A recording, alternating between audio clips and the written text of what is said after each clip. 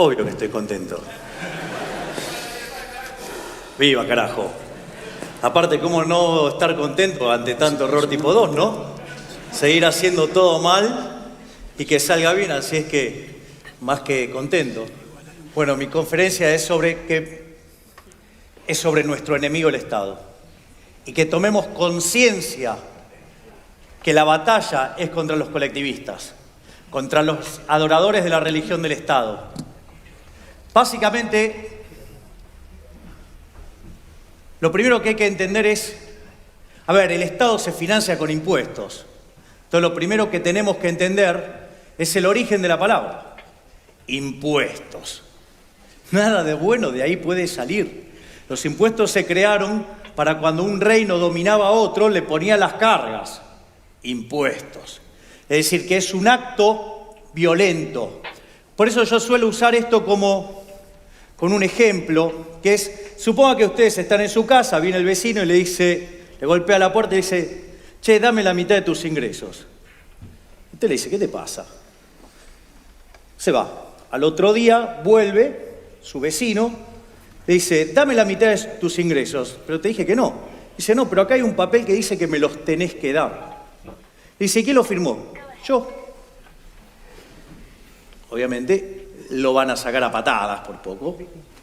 Al tercer día vuelve su vecino, les golpea la puerta, les dice, dame la mitad de tus ingresos. Te dije que no. Dice, acá hay un papel que dice que me lo tenés que dar. Me importa un rábano. Y aparece un grandote tipo Shaquille O'Neal y dice, ¿se lo das? Pongan esto como a ustedes se les dé la gana, pero es un robo. Los impuestos son un robo. Por eso, digamos, a mí siempre se me viene muy a la mente un coloquio de ideas donde estaba Vidal y le estaban haciendo un reportaje que más que nada era una tirada de centros todo el tiempo, y ella agarra y dice, yo les digo que arriesguen. ¿Y por qué no arriesgás vos, hija de puta?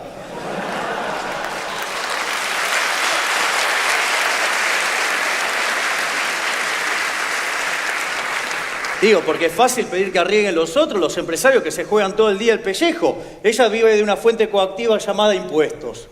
El segundo punto que hay que entender es, hay toda una discusión de los economistas que dicen, no, bueno, porque en realidad vamos a cobrar este tipo de impuestos, el otro. Me importa un rábano. A mí lo único que me importa es cuánto me saca el Estado. Digo, el tipo de instrumento que utilicen me da lo mismo.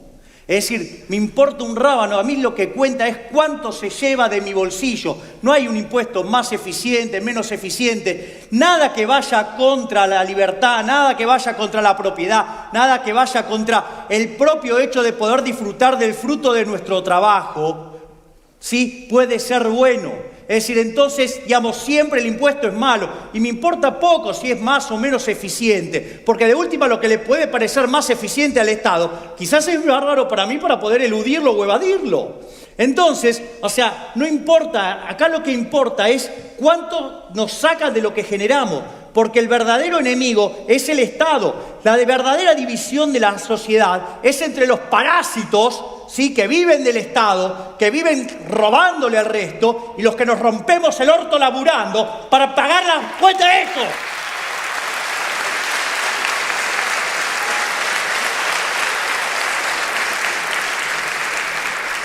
El otro punto es, ¿cuál es el interés de los políticos? Porque dicen, no, nosotros estamos preocupados por la gente. ¡Mentira! Es mentira, no les importa un rábano. Es decir, si ustedes creen que algún político se va a ocupar de ustedes, discúlpenme, pero se los voy a decir, el que cree eso es un pelotudo. Lo único que les importa es estar en el poder para afanar y vivir de nosotros. Es lo único que le importa. Por eso siempre menciono un caso que a mí me parece emblemático. Al Capone. Al Capone para mí es un héroe. Porque viene un señor desde la poltrona y se sentó diciendo arrogantemente, no, porque tomar alcohol está mal. Ese señor, que desde la poltrona se le cantó eso, ¿sí?, lo que hizo fue romper el mercado, romper las transacciones voluntarias. Entonces, ¿qué había? Había gente que podía producir alcohol y había gente que lo quería tomar. El gran Al Capone lo que hizo fue unir esas puntas. Y claro, como tenía el pelotudo de Helios Ness corriéndolo por todos lados, evidentemente, bueno, el negocio era muy riesgoso. Como todo negocio muy riesgoso, obviamente tenía un retorno importante. Obviamente, que eso que generaba, que había gente que quería entrar y hay gente que, digamos, no querían que entre. Entonces, ¿cómo lo resolvían? A los tiros. Entonces, digamos, por culpa de una regulación estúpida, ¿sí? Al buen señor Al Capone, digamos, se lo tildaba de traficante, asesino, ¿sí? Digamos, un montón de cosas, todo por culpa del Estado, porque, digo, hoy no se mata a nadie por estar comprando y vendiendo alcohol. Sin embargo, el señor Al Capone, que era un traficante, según el Estado, que era, digamos, un asesino, terminó yendo preso por no pagar impuestos. Es decir, la única vaca sagrada es el culo de los políticos. Entonces, no. Entonces ahí aparecen dos problemas con lo que es la presencia del Estado. Digamos, cuando el Estado interviene se producen dos tipos de daño, lo que se llama un daño directo y un daño indirecto. El daño indirecto es ustedes tienen el fruto de su trabajo, no lo pueden aprovechar porque se lo está sacando otro tipo. ¿Sí? Y entonces hay un montón de transacciones que ustedes querían hacer con esa plata y que ahora no la van a hacer porque se la sacaron del bolsillo. Eso es un daño directo. Es como este profesor, digamos, que me tocó lidiar en el programa de Novarecio. Claro, si llega a ganar el concurso del profesor del año, cobra un palo verde y le saca, y dice, él que estaba con el Estado presente, dice, y sí, pero me sacan $350.000. Bienvenido al club.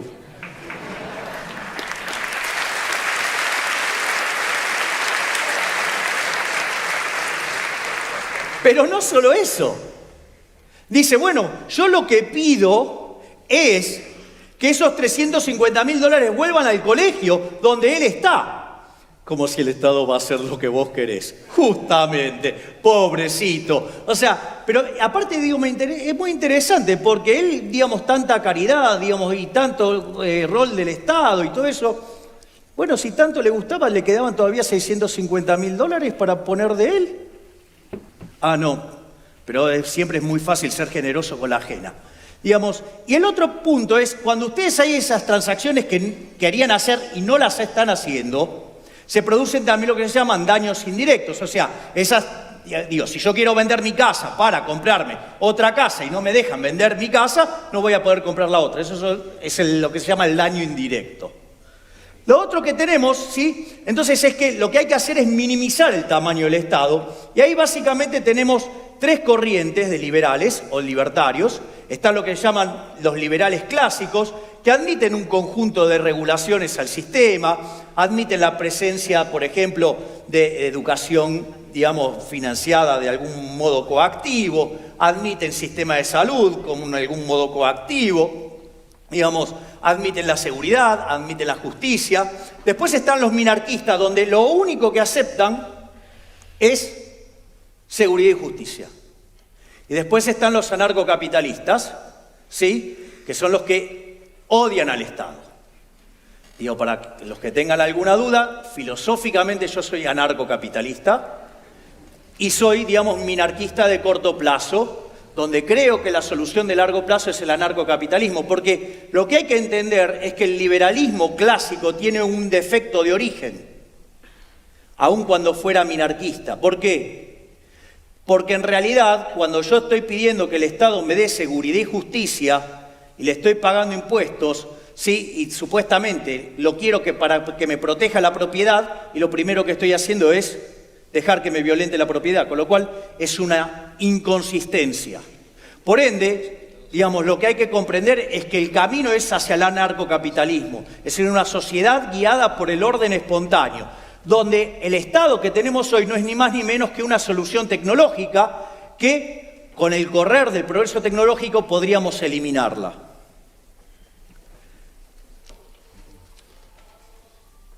El otro tema es las formas de intervención. La forma de intervención del gobierno siempre es violenta, siempre.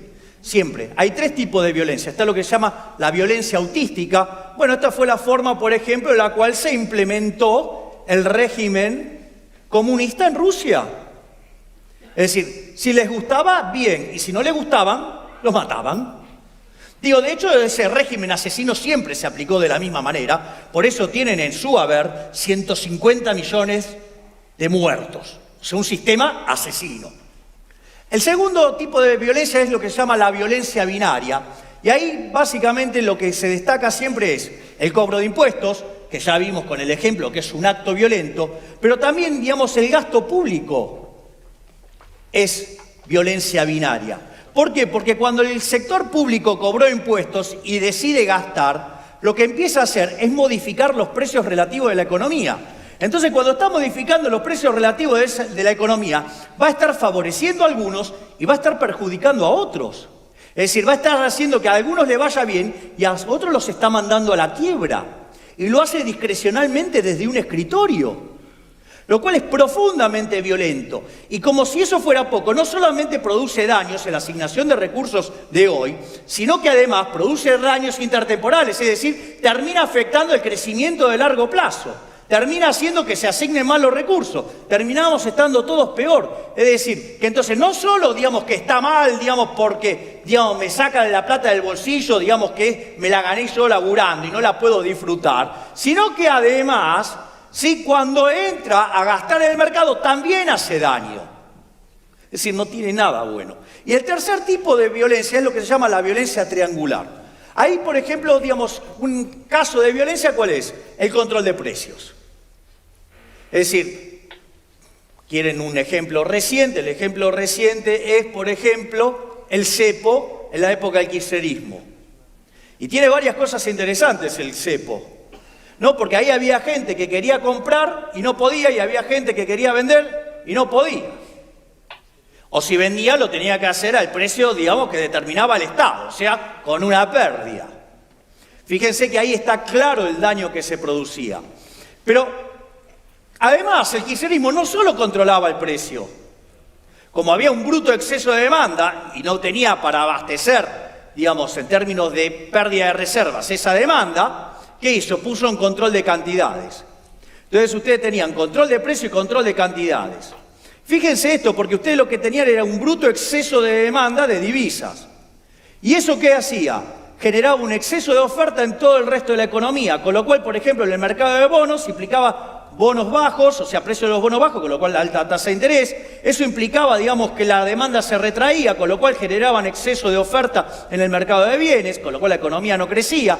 Generaban un exceso de oferta en el mercado de trabajo, con lo cual los salarios reales tenían tendencia a la baja. Con lo cual, ¿cómo lo arreglaba el kirchnerismo? Contratando empleado público, con lo cual nos metió 1,5 millones de parásitos adentro del Estado, al cual además ahora le tenemos que pagar el sueldo, ¿sí? Con lo cual nos siguen desangrando impuestos, ¿sí? Con lo cual, digamos, y como además no le daban las cuentas, lo financiaba con emisión monetaria y generaba una pelota de dinero, sí, que para que no se convirtiera en inflación, vendieron 23.000 millones de dólares a futuro. Es cierto que este es un gobierno de inútiles, pero el otro era un gobierno de hijos de puta.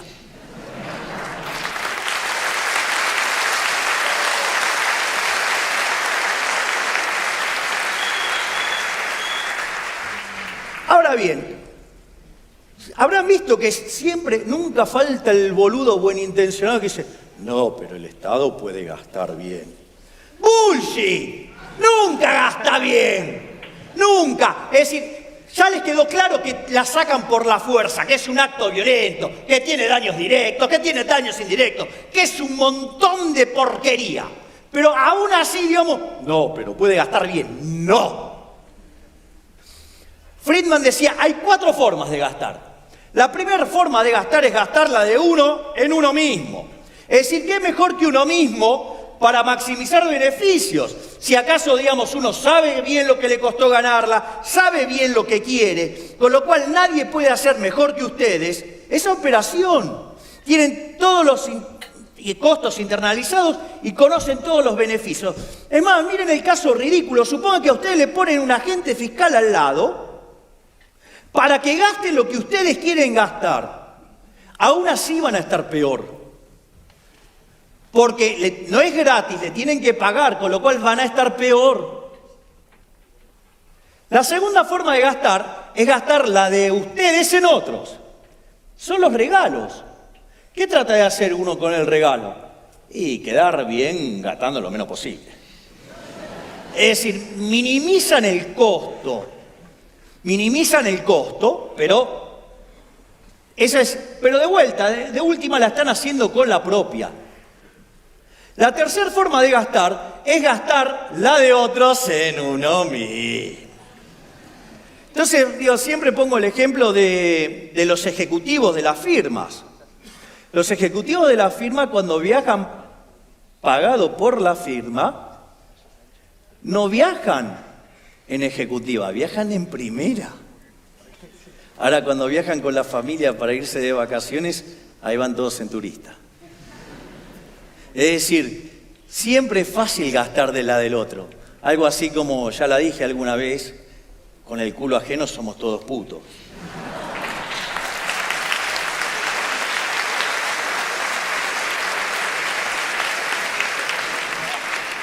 Entonces, ahí surge con claridad cuál es la peor forma de gastar. No hay nada peor que gastar la plata de otros en otros. A ver, vamos a ponerlo en estos términos. Es decir, eso que mal llamamos estado del bienestar debería llamarse estado del malestar. Miren qué cosa tremenda. Hace cosa de un mes, al señor Larreta se le ocurrió hacer unos festivales en mi barrio. O sea, yo como pelotudo pagando impuestos como un idiota para que el señor pusiera unos espectáculos de mierda que a mí no me gustaban, ¿sí? Pero lo pagaba con la mía y yo además me tenía que bancar el ruido. Encima lo hizo día de trabajo, era el jueves a la noche. Yo al otro día laburo, claro, pero él lo hizo para los zurdos vagos de mierda que quiere conseguirle el voto, ¿sí? Entonces, claro, si total eso no labura nada. Viste que los socialistas quieren todo de lo tuyo, menos tu laburo.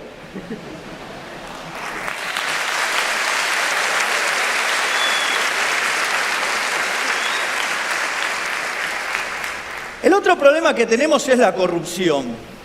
Entonces es interesante el tema de la corrupción, porque ahora están todos entusiasmados, es buenísimo, pasan cosas en Argentina que son fabulosas para ver la calidad de mierda de algunas personas.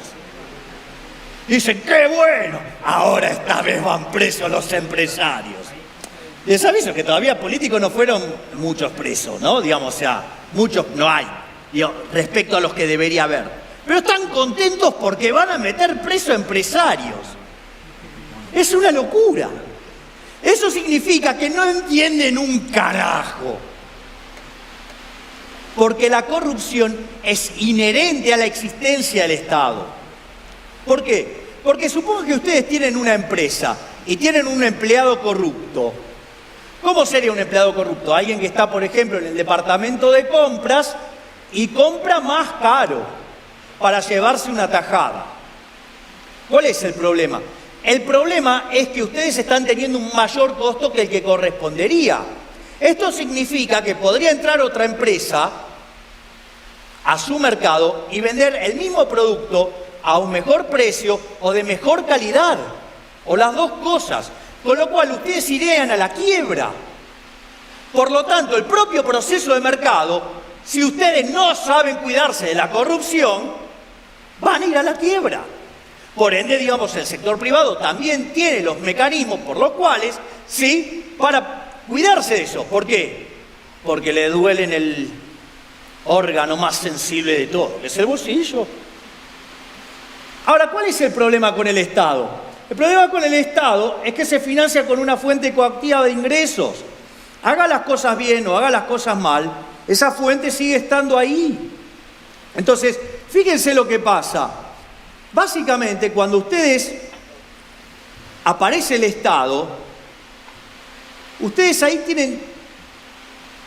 tienen un problema porque hay algunos empresarios que descubren que es mejor hacer negocio con el político chorro, jodiéndole la vida a los trabajadores y a los consumidores, que compitiendo con precios más bajos o con productos de mejor calidad. Es decir, mire, esto es muy fácil. Ustedes pueden detectar muy fácilmente a un empresario.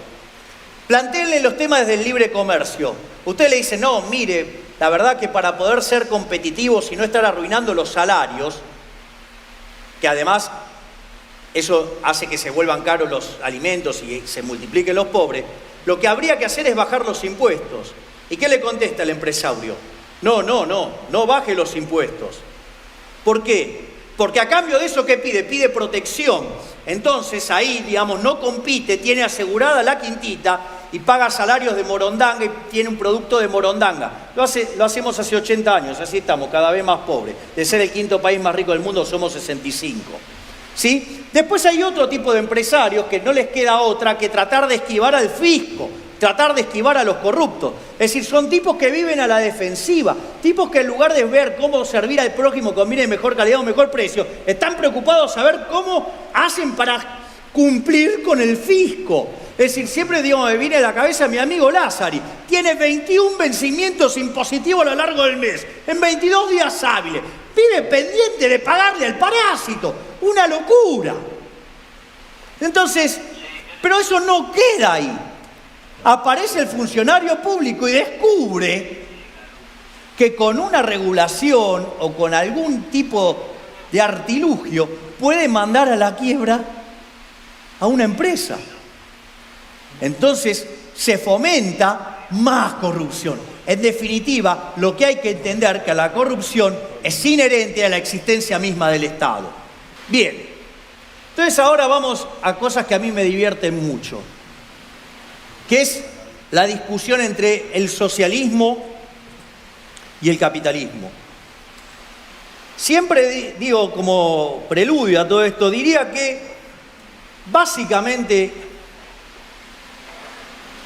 que sería lo más interesante, es los zurdos son el club de las porongas cortas.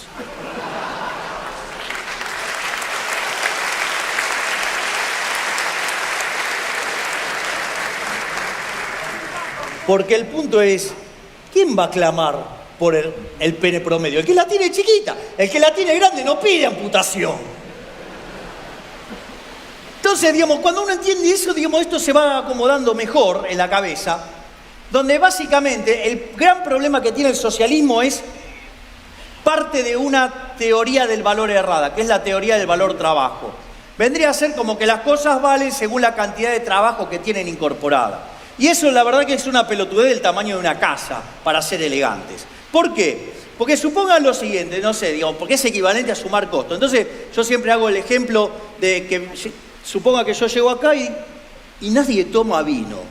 Digo, bueno, ¿qué hago?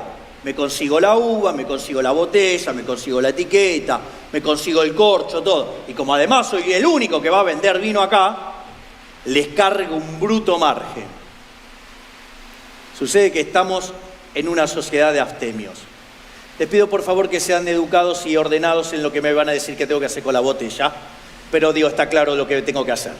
O sea, raro es que no haya aumentado todavía la demanda de vaselina. El segundo problema es, si ustedes las cosas tienen un valor objetivo, que es la cantidad de trabajo, no tiene incentivo a hacer intercambios.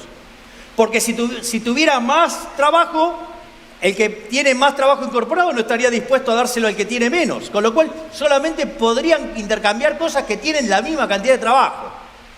Con lo cual la cantidad de intercambio sería muy, muy chiquitita y la verdad que es casi imposible de encontrar semejante similitud. Pero no solo eso, fíjense que además, digamos, a partir de ahí sale la teoría de la explotación.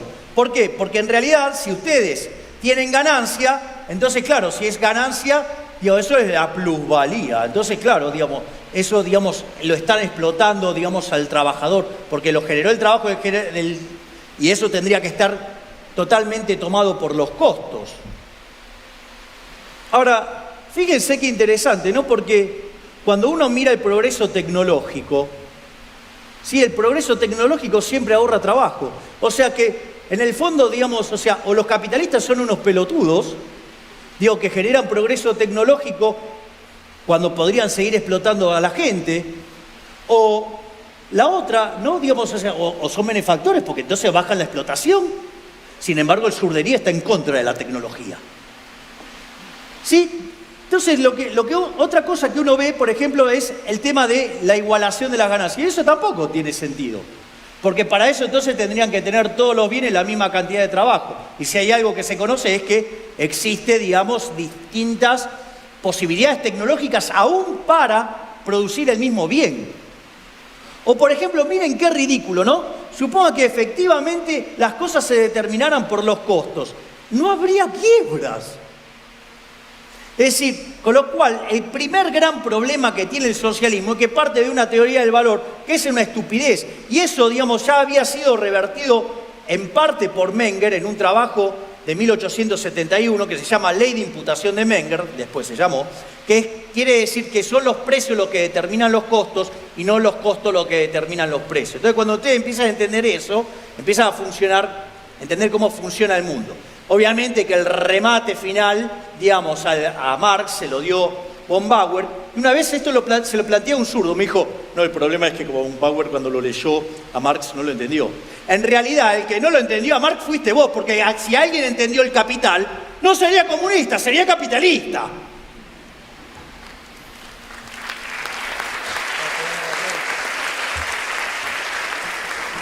Entonces, el punto es cómo es entonces la teoría del valor, digamos, en un mundo no tan brutal como el de los socialistas con esa teoría estúpida, que es básicamente la teoría de la distribución, ¿sí?, que surge de la teoría del valor subjetivo. Básicamente los precios van a estar determinados por las preferencias y por la escasez. Y así, en función de eso, lo que ustedes van a tener es que la distribución del ingreso va a estar ligada a ese fenómeno. ¿Por qué? Porque por ejemplo, un trabajador, ¿qué va a recibir? El valor del producto marginal de trabajo, es decir, su productividad marginal multiplicado por el precio. En el precio entran las preferencias y la escasez y la productividad. Es decir, que si ustedes hacen un bien de mejor calidad, donde sirven al prójimo con bienes de mejor calidad a un mejor precio y además son productivos, se van a llenar de guita, pero se van a llenar de guita porque son ¿qué? Son un benefactor social, son una máquina de generar riqueza, son una máquina de prosperidad. Entonces, digo, eso es lo que determina en el capitalismo el éxito. Entonces, ahí, digamos, hay otros problemas, o sea, uno es, por ejemplo, el tema de la torta, ¿no? Entonces, digo, claro, en la estupidez esta del teoría del valor trabajo, todo parece que, digamos, había una torta. Y eso, digamos, el salame de John Stuart Mill dijo, no, porque la producción es independiente de la distribución. No, justamente una de las cosas que demostró Hayek es, primero, que ustedes no son fenómenos separados, son parte del mismo fenómeno. Y la verdad es que si ustedes no van a sacar los réditos del trabajo que ustedes van a hacer, van a trabajar menos, hay un problema de incentivos. Con lo cual, eso lo que va a hacer es que la torta sea cada vez más chica. Por eso, digamos, los países socialistas cada vez se hunden más, cada vez son más pobres. Quieren un buen ejemplo reciente. Miren Venezuela, tienen un palo verde abajo de cada individuo. No tienen para morfar, no tienen para limpiarse el culo. Entonces, ahí está el gran problema. Y además, el mercado es un proceso un proceso de descubrimiento, decía Hayek. Entonces, claro, porque ustedes pueden, cuando viene el boludo de Piketty y dice, no, porque la heredera de Peugeot. Me importa un carajo lo que heredó, porque hace 3 modelos malos y va a la quiebra. El capital no viene determinado por quién lo pone del lado de la oferta. Lo determina el consumidor decidiendo a quién le compra. Y al que no le compra se va a la quiebra. Por eso el tema ese de la herencia se lo pueden meter en el orto también.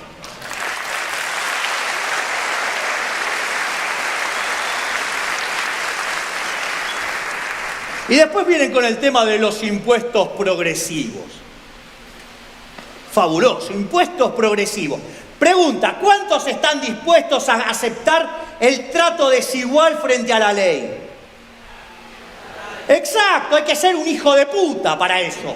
¿Por qué? Porque en realidad, y eso es lo que proponen con la mierda esa de los impuestos progresivos, porque es para aquel que gana más plata, cargarlo con una carga fiscal adicional, una más que proporcional. Es decir, lo tratan desigualmente frente a la ley. O sea, lo cual es una salvajada. Entonces, no solo que lo roban mediante los impuestos, lo cual es un robo, lo cual es un acto violento, sino que además tratan desigualmente a la gente frente a la ley. ¿Por qué? Porque cuanto más exitosos son, es decir, cuanto más sirven al prójimo con bienes de mejor calidad, un mejor precio, y el mercado los hizo un héroe, van a venir los zurdos y los van a castigar. Es decir, es el mundo del revés. Por eso nunca funciona esa mierda del socialismo. Claramente que no va a funcionar, no funciona nunca. Entonces, no solo eso, sino que además, como si todo esto fuera poco, castiga el proceso de acumulación de capital. Y si ustedes invierten menos y hay menos capital, sí, la productividad va a ser menor y los salarios van a ser más bajos y van a tener una economía mucho más miserable. Entonces, ¿qué es lo que pasa? Digamos, veo que nos habíamos cambiado el coso. Yo, digamos, voy a hacer dos ejemplos para ver por lo importante que es además el tema de los intercambios voluntarios. Siempre cuento el caso de una sociedad que les encanta el fútbol. Y hay un peticito así que la gasta. Se llama Messi. Ahora, claro, digamos, si yo lo tengo a Messi en el equipo, seguramente voy a salir campeón. Entonces todos quieren tenerlo a Messi. Entonces Messi dice, ok, todos quieren tenerme a mí. ¿Qué dice? ¿Yo quiero más plata? Es obvio. Entonces, en ese contexto, dice, bueno, yo me quiero llevar 2 recaudaciones de estadio. Con lo cual, aquel equipo que lo contrate a Messi va a tener que duplicar el precio de las entradas. En ese contexto, los únicos que están dispuestos a pagar por eso son los catalanes. Entonces va y juega en el Barcelona. El Barcelona va, juega, gana, les gana todo, les pega un baile de novela. Es más, digamos, frente a semejante fiesta, van y todos se pasean en paños menores, en traje de Adán, en Madrid, digamos, fruto de haber ganado y haberlos aplastado y humillados a lo largo de toda la liga. Ahora, digo, no va a faltar el pelotudo que mire y diga, pero miren qué desigual es la distribución. Messi un montón de plata, después viene el equipo del Barcelona con sus directivos, después vienen todos los españoles menos los catalanes y por último los catalanes. Entonces dice, no, mire lo que gana Messi respecto al resto de los catalanes. Esto es injusto. La pregunta es, pelotudo, ¿se te ocurrió pensar la felicidad que derivaron todos los catalanes de haberse hecho toda esa fiesta? Segundo, cuando quieras redistribuir, digamos, vas a afectar los incentivos. Fíjense lo que le pasó al Real Madrid, se le fue Ronaldo. Ahora no gana, ahora están todos a las puteadas. Miren cómo les cayó el bienestar. Claro, pero eso no entra en las cuentas nacionales. Eso no entra en el cómputo de la felicidad. Consecuentemente, se están olvidando una parte. Acá lo que importa es que todos los intercambios fueron voluntarios. Claro, obviamente, si ustedes le preguntarían a un hincha del Barcelona si quisieran para ver el mismo espectáculo pagar una entrada más barata, y sí, es obvio. Pero con la entrada más barata no pagan ver a Messi. Entonces, cuando ustedes se meten con eso, que surgió de intercambio voluntario, lo que van a hacer es dañar el sistema y van a estar peor. Ahora, yo les propongo otra sociedad. Subo al colectivo con mi amiga Cristina y ella se sienta obviamente a mi izquierda.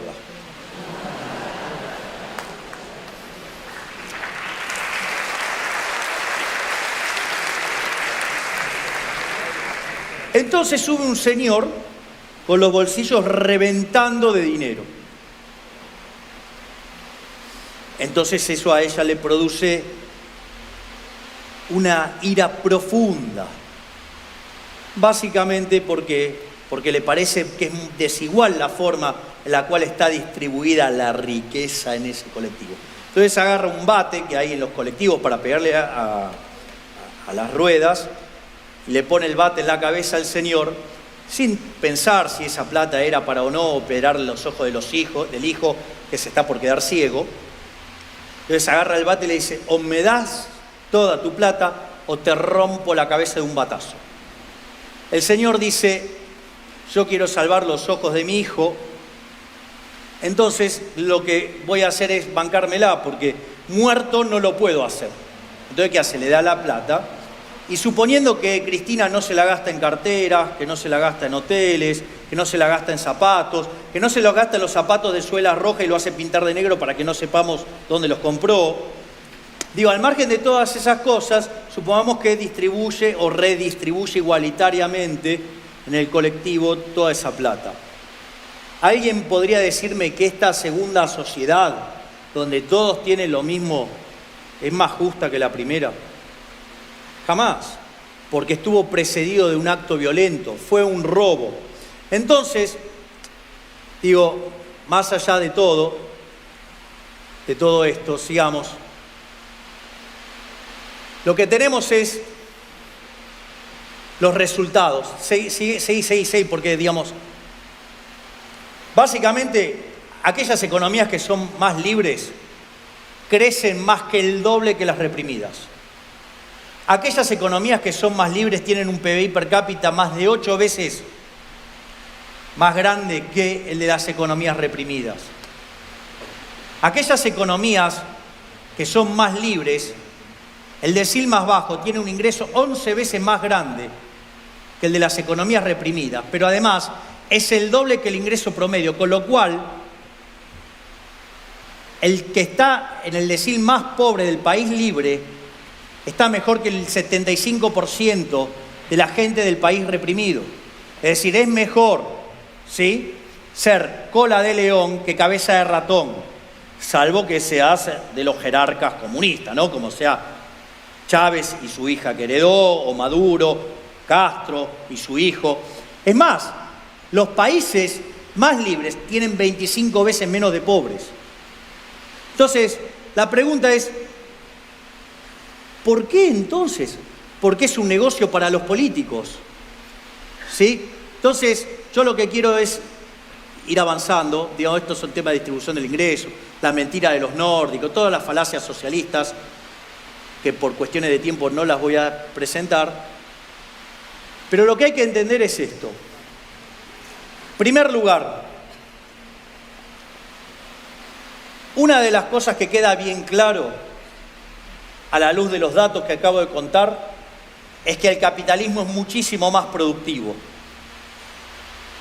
No solo que genera mucho menos pobres, distribuye mejor y además, no solo eso, tiene muchísimo menos pobres.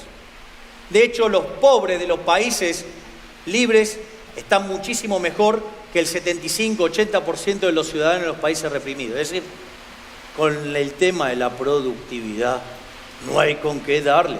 El muro se cayó y aplastó a los zurdos. Y no se enteraron. El segundo punto es, además, que fue lo que vinimos discutiendo a lo largo de toda la presentación, es el único sistema del capitalismo que es justo, es el único que moralmente es justo. Porque, ¿cuáles son los valores del capitalismo? El respeto irrestricto del proyecto de vida del prójimo, la propiedad privada, ¿sí?, la competencia, la no intervención violenta del Estado, la cooperación social, la división del trabajo, el premio al ahorro, el premio al esfuerzo, ¿sí? Y eso se deriva en ¿qué? Que ustedes van a ser exitosos en la medida que sirvan al prójimo con bienes de caridad a un mejor precio, es decir, que van a ser benefactores sociales. Y frente a estos valores están los valores de los zurdos, que son la envidia, el odio, el resentimiento, el trato desigual frente a la ley, el robo y el asesinato, porque se cargaron más de 150 millones de seres humanos con esa mierda del comunismo, que fue cuando se aplicó a pura esencia, porque me tienen las pelotas por el piso cuando dicen, no, Venezuela no es socialismo. Cada vez que aparece un caso donde fracasan, no, esto no es socialismo. No, claro. Bueno, digo, a ver, Cuba, comparemos Cuba contra lo que son, no sé, Panamá, digamos, o Puerto Rico. Comparemos lo que era Austria contra Hungría, lo que era la Alemania occidental contra la Alemania comunista, lo que había en Hong Kong comparado a la vieja China, ¿sí? Muchachos, está claro. Es decir, entonces, no solo que el sistema es más productivo, sino que además, ¿sí?, es moralmente superior. Y como si todo esto fuera poco, somos superiores estéticamente.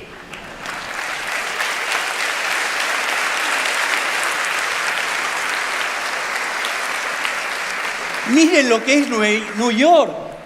En New York, digamos, estaban, hasta que un hijo de puta se le ocurrió voltearlas las Torres Gemelas, pero siguen teniendo un montón de cosas lindas. El puente de Brooklyn, pueden mirar el Empire State, pueden mirar la Estatua de la Libertad, pueden mirar el Guggenheim. ¿Y cómo eran los edificios en la Unión Soviética? Eran cuadrados, grises, con ventanas chiquititas, sin luz, adentro era una podredumbre, los baños eran inmundos. Es decir, es más, miren lo que era el auto de mierda que tenían el Lada, la mierda que era el Dacia. En cambio nosotros tenemos la Ferrari, tenemos el Lamborghini, tenemos el Lotus, tenemos el Mercedes-Benz, tenemos el Bentley, tenemos el Rolls-Royce.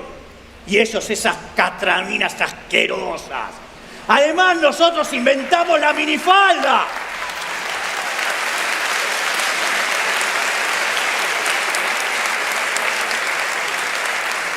Por lo tanto, no solo somos superiores en lo productivo, somos también superiores en lo moral, somos superiores en lo estético. No hay alternativa, somos mejores en todo. Tomen conciencia de ello y vamos por ellos. Sí, zurdos hijos de puta, tiemblen. La libertad avanza. ¡Viva la libertad, carajo!